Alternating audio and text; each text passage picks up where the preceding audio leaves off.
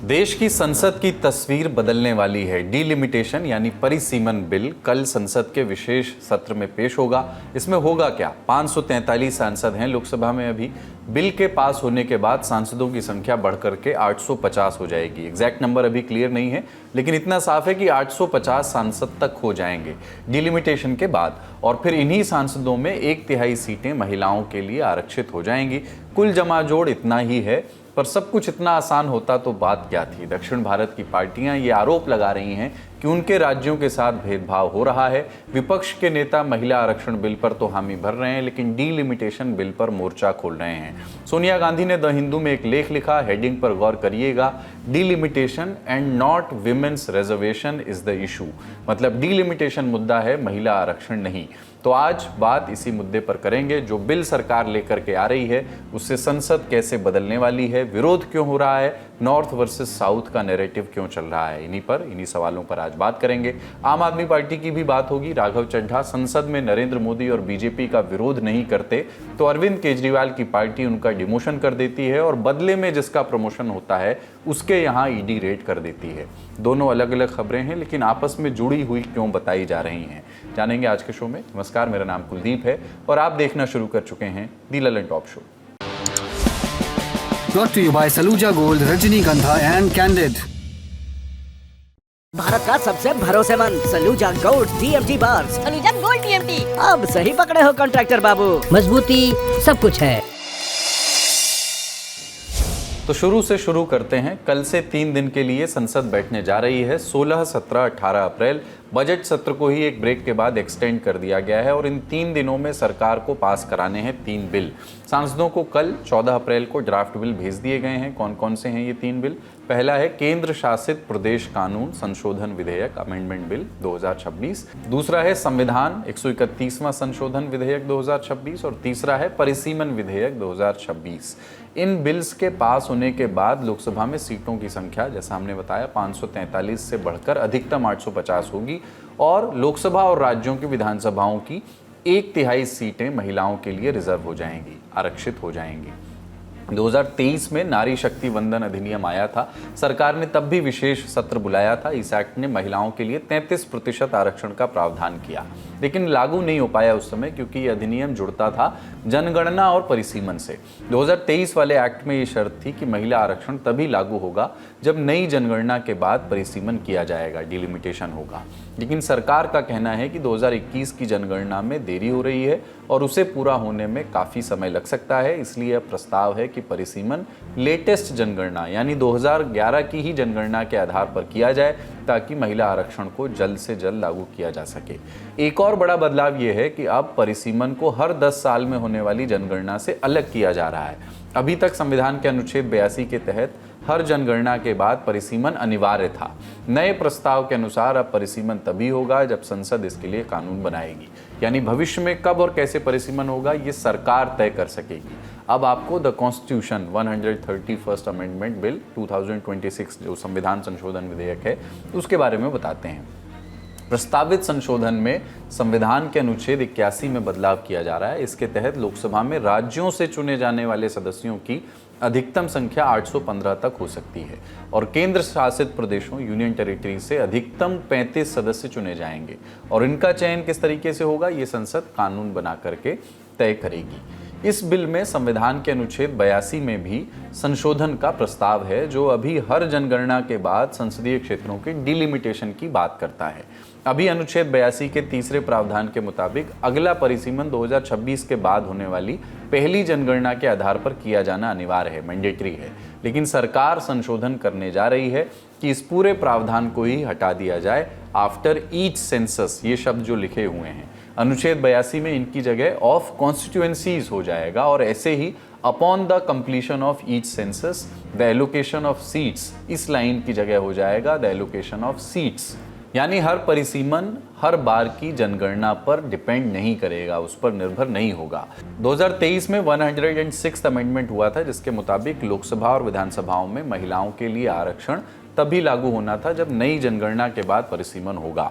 अब नए बिल में अनुच्छेद 334A में संशोधन का प्रस्ताव है। इसके तहत ये प्रावधान किया जा रहा है कि लोकसभा और राज्य विधानसभाओं में 1/3 33% महिला आरक्षण परिसीमन होते ही तुरंत लागू किया जा सके, यानी नई जनगणना से जोड़ करके देरी नहीं की जाएगी। और इसके लिए सरकार ला रही है डिलिमिटेशन बिल 2026, डिलिमिटेशन एक्ट 2002 को ये रिप्लेस करेगा अगर पास हो जाएगा तो। रिपोर्ट्स के मुताबिक डिलिमिटेशन बिल केंद्र सरकार को ये अधिकार देगा कि वो ऑफिशियल गैजेट में नोटिफिकेशन जारी करे और एक परिसीमन आयोग डिलिमिटेशन कमीशन बना दे। इस आयोग की अध्यक्षता सुप्रीम कोर्ट के मौजूदा या रिटायर्ड जज करेंगे। इसके साथ ही मुख्य चुनाव आयुक्त या उनके द्वारा प्रपोज्ड कोई चुनाव आयुक्त और राज्य के चुनाव आयुक्त इसके पदेन सदस्य होंगे। हर स्टेट के लिए आयोग अपने काम में मदद के लिए 10 सदस्यों को जोड़ेगा। इनमें 5 सांसद होंगे और 5 विधानसभा के सदस्य होंगे, 5 विधायक, 5 सांसद, और इनके नाम देंगे लोकसभा के स्पीकर और विधानसभा के अध्यक्ष। तो ये तो बिल की टेक्निकलिटीज थी जो हमने पहले आपको बता दी। आगे बढ़ने के पहले आप कांग्रेस अध्यक्ष और राज्यसभा में नेता विपक्ष मल्लिकार्जुन खड़गे को सुनिए, जिन्होंने आज दिल्ली में अपने आवास पर इंडिया गठबंधन की सर्वदलीय बैठक बुलाई थी।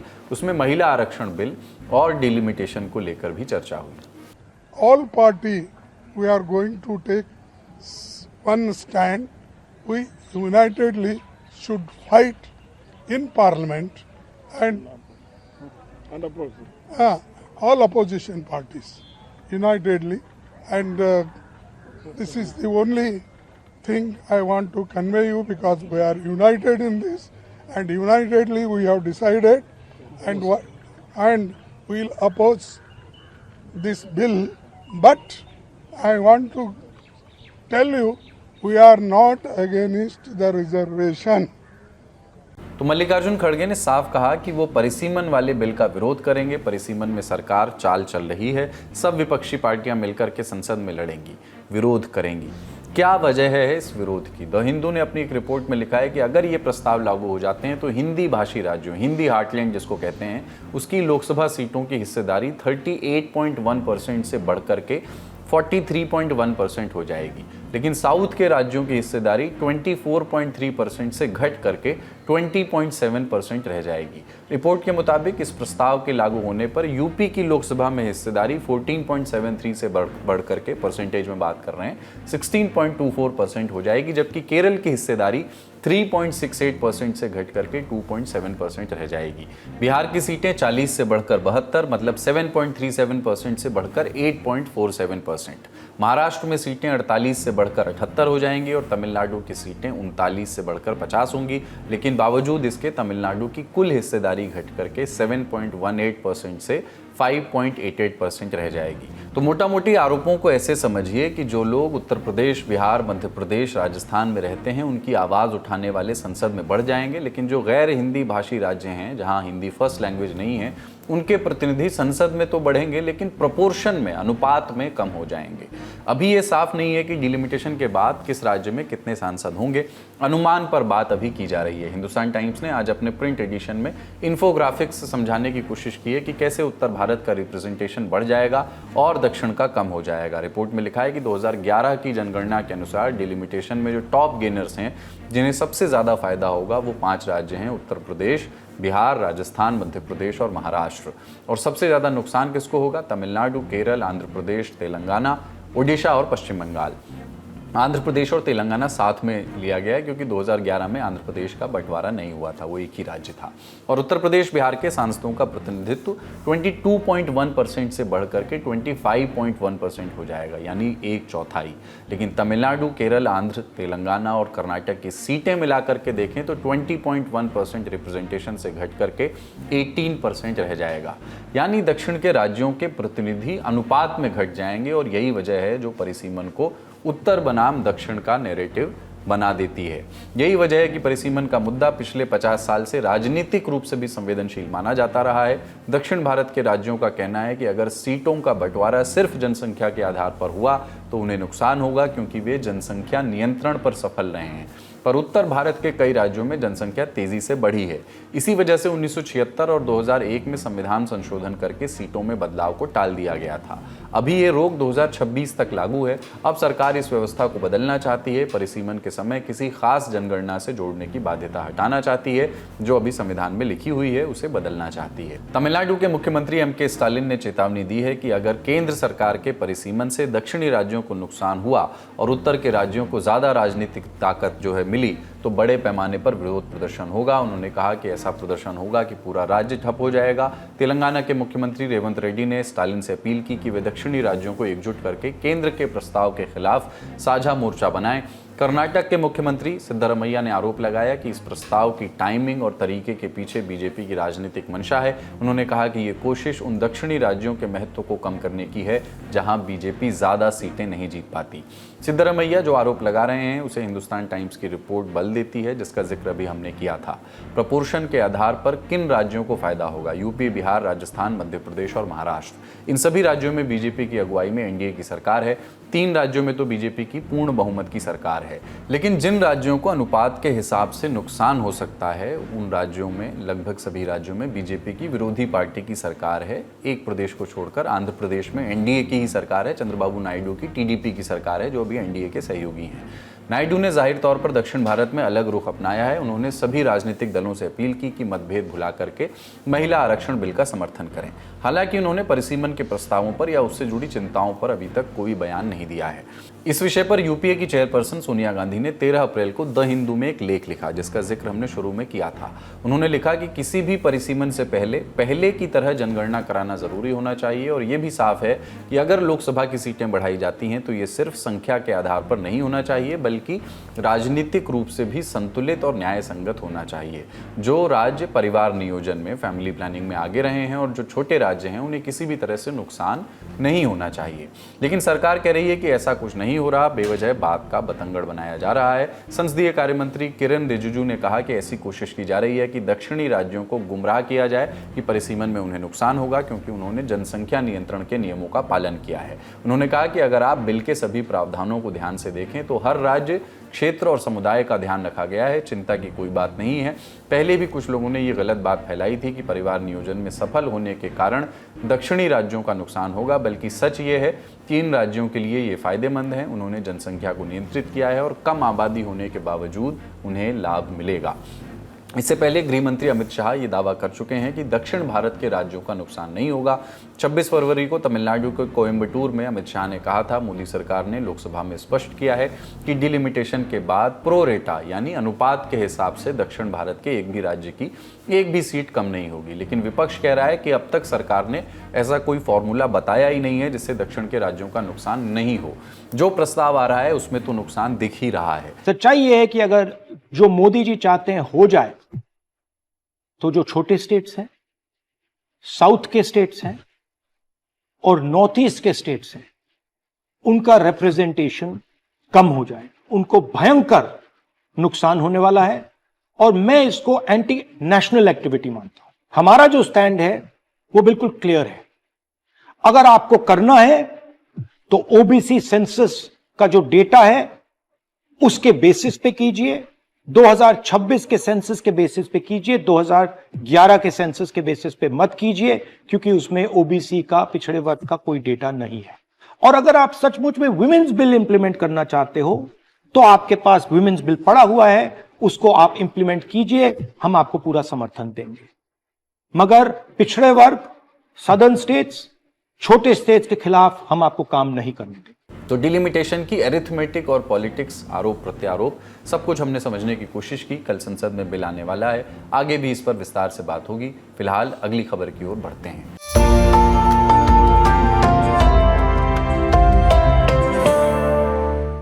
राघव चड्ढा के अच्छे दिन चल रहे हैं। उनका डिमोशन करके जिसका प्रमोशन किया गया उसके घर ईडी की रेड पड़ गई है। खुद की पार्टी राघव की सुरक्षा घटा रही है तो विरोधी पार्टी सुरक्षा बढ़ाई दे रही है।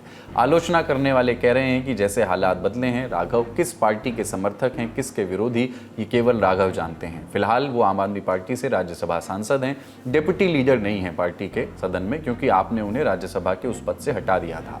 उनकी जगह अपने दूसरे सांसद अशोक मित्तल को ये जगह दे दी थी। मित्तल लवली प्रोफेशनल यूनिवर्सिटी के मालिक हैं। वो अभी नई नवेली जिम्मेदारी से परिचित ही हो रहे थे कि उनके घर आज ईडी की टीम पहुंच गई। उनके गुरुग्राम और जालंधर के 8-9 ठिकानों पर छापेमारी की। मित्तल के मास्टर्स यूनियर स्कूल ऑफ बिजनेस का एक ऑफिस गुरुग्राम के साइबर पार्क में है।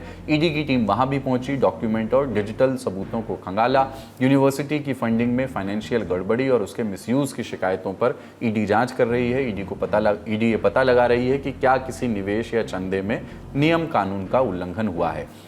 अब केंद्र सरकार की एजेंसी का ये एक्शन पंजाब चुनाव की तैयारी है या भ्रष्टाचार को सामने लाने की मुहिम, लोग अपनी अपनी सुविधानुसार इसकी व्याख्या कर रहे हैं। पंजाब के मुख्यमंत्री भगवंत मान से लेकर आम आदमी पार्टी के तमाम नेता इसे बदले की कार्रवाई बता रहे हैं, केंद्र सरकार पर एजेंसी पावर के मिसयूज का आरोप लगा रहे हैं। जबकि पंजाब से आने वाले केंद्रीय मंत्री रवनीत सिंह बिट्टू आम आदमी पार्टी को चोर लुटेरों की पार्टी बता रहे हैं, कह रहे हैं कि हिसाब एकदम सीधा है। पंजाब की जनता मंत्रियों के खिलाफ केस फाइल कर रही है और जांच एजेंसियां भ्रष्ट सांसदों को पकड़ रही हैं। अरविंद केजरीवाल का कहना है कि पंजाब की जनता ये बर्दाश्त नहीं करेगी, बीजेपी को करारा जवाब देगी, लेकिन पंजाब की जनता का फैसला आने में अभी साल भर का समय है। उससे पहले जनता आप वर्सेस राघव देख रही है। सांसद राघव चड्ढा को पंजाब सरकार की ओर से मिली हुई थी Z+ सिक्योरिटी। ये मुख्यमंत्री, केंद्रीय मंत्रियों जैसे माननीयों को मिलती है। लगभग 55 जवान लगे होते हैं सुरक्षा में, जिसमें 10 तो NSG के कमांडो होते हैं। पंजाब सरकार ने राघव को दी गई Z+ सिक्योरिटी हटा दी, लेकिन ये खबर फ्लैश होते ही अगली सुर्खी राघव को वापस सिक्योरिटी मिलने की आई और ये सिक्योरिटी मिली केंद्र सरकार की ओर से। ये सुरक्षा राघव को दिल्ली और पंजाब दोनों जगह मिलेगी। राघव की सुरक्षा में अर्धसैनिक बलों को लगाया गया है। खबरें बता रही हैं कि इंटेलिजेंस ब्यूरो ने राघव पर खतरे का एनालिसिस किया था, उसके आधार पर यह फैसला लिया गया है।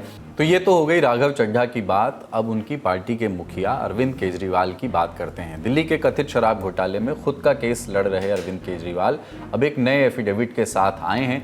दिल्ली हाई कोर्ट में उनके केस की सुनवाई जज स्वर्णकांता शर्मा कर रही हैं। केजरीवाल लगातार कह रहे हैं कि जस्टिस स्वर्णकांता शर्मा को उनके केस की सुनवाई न करने दी जाए, इसके लिए वो लगातार दलीलें दे रहे हैं। आज उन्होंने एक और एफिडेविट दाखिल किया।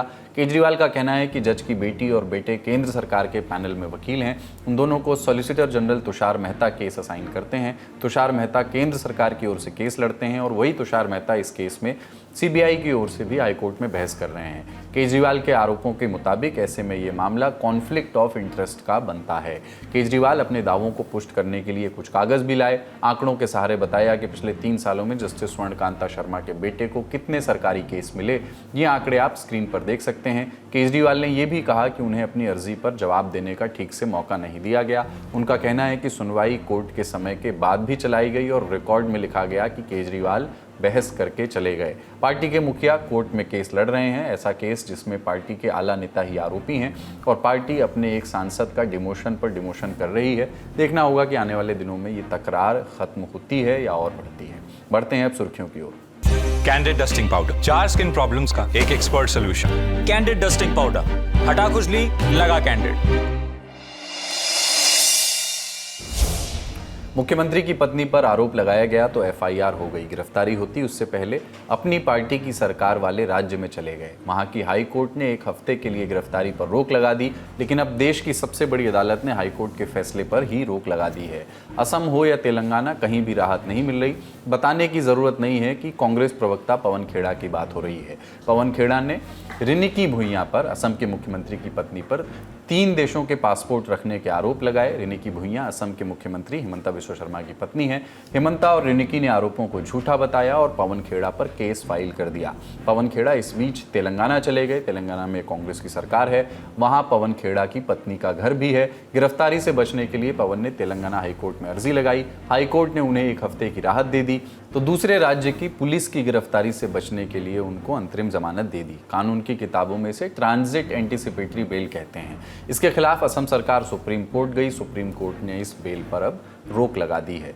जस्टिस JK माहेश्वरी और जस्टिस अतुल S चंदोरकर की बेंच ने सुनवाई की। पवन खेड़ा ने तेलंगाना हाईकोर्ट में याचिका लगाने के लिए अपनी पत्नी का आधार कार्ड दिया था, जिससे ये दिखाया जा सके कि वो तेलंगाना के रहने वाले हैं। असम सरकार की ओर से पेश हुए सॉलिसिटर जनरल तुषार मेहता वो बोले कि ये साफ नहीं है कि मामला तेलंगाना हाईकोर्ट के अधिकार क्षेत्र में कैसे बनता है। उन्होंने कहा कि जो आधार कार्ड रिकॉर्ड में दिखाया गया है उससे मालूम पड़ता है कि खेड़ा की पत्नी दिल्ली में रहती हैं। क्या कोई व्यक्ति अलग अलग राज्यों में 10 संपत्तियां खरीद सकता है या उसे किराए पर ले सकता है? क्या इसे कानून माना जाएगा? असम सरकार का कहना है कि FIR में जो अपराध लिखे हैं उनमें 10 साल की सजा है, लेकिन हाई कोर्ट ने इस बात को भी नज़रअंदाज कर दिया। सुप्रीम कोर्ट ने तेलंगाना हाई कोर्ट के आदेश पर तत्काल प्रभाव से रोक लगा दी। कोर्ट ने नोटिस जारी करके 3 हफ्ते के अंदर जवाब मांगा है। बेंच का कहना है कि अगर पवन खेड़ा बेल की अर्जी असम के किसी कोर्ट में लगाएं तो उससे सुप्रीम कोर्ट की रोक पर असर नहीं पड़ेगा।